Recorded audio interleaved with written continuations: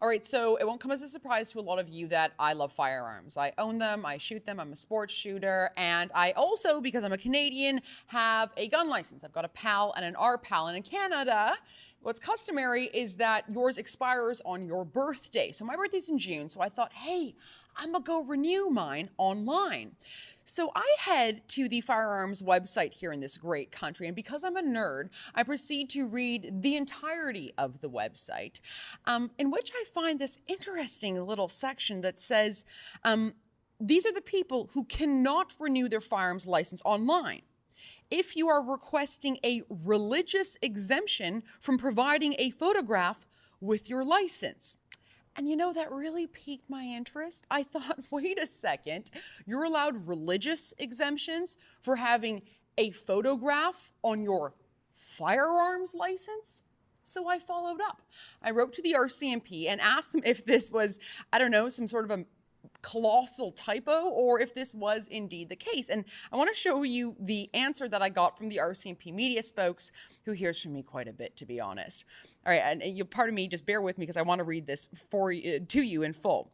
As per section 14.1 in the Firearms Licenses Regulation, a signed photograph must show a full front view of an applicant's head and shoulders and showing the applicant's face unobscured by any object. That makes sense. We want to see your whole face. That makes sense.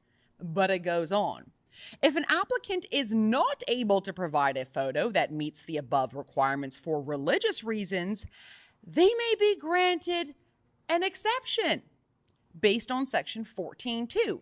So then I go and look up section 14.2. And all that asks for is a declaration of your religion, basically by you, signed by you, and then a declaration signed by an individual who is of the same religion as you and is authorized under the laws of the province to perform marriages.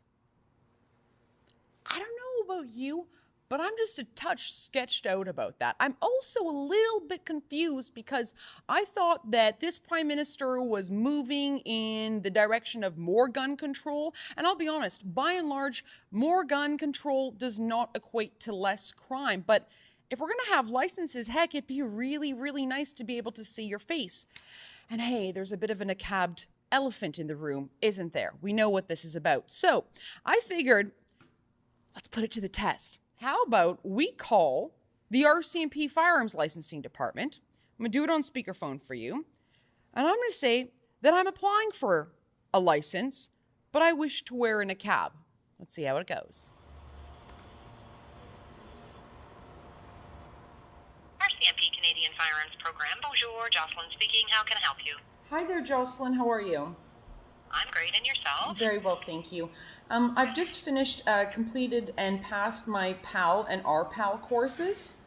And Great, yeah. I haven't yet submitted in my application, but I'm just a little bit concerned about, for the firearms licensing, I understand we require a photograph.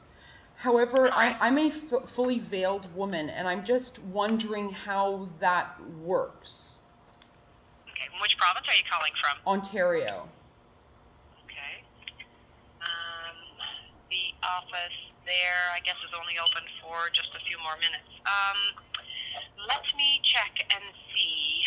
I know that, is there any way that you can get a photo exemption form filled out, or? I think I can do that. Is there one available? Okay, just one section. One second. Exemption.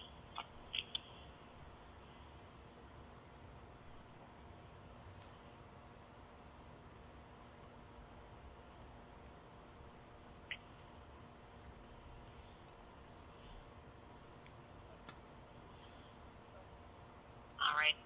So, in order for a photo exemption to go through, you would be required to have a declaration from your religious organization or group stating that they are exempt from sending a photograph. And that's it? And then, so then how would my license look? Is it just with my name and my height and kind of my date of birth and stuff like that? Yeah.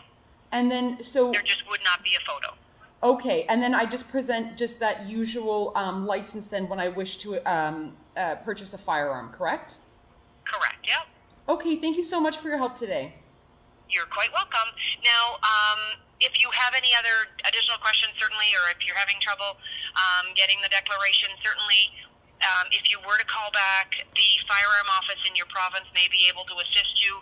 It's extension number 7503. All right, thank you so much. I appreciate it. You're welcome. Thanks for calling. All right, bye-bye. Bye-bye. What? I don't know whether to laugh or to cry. Really? It's that easy? All I have to say is that I want to be fully veiled and that I don't have to have a picture for my firearms license? How is this not already in the news? How am I just learning about this ginormous religious loophole?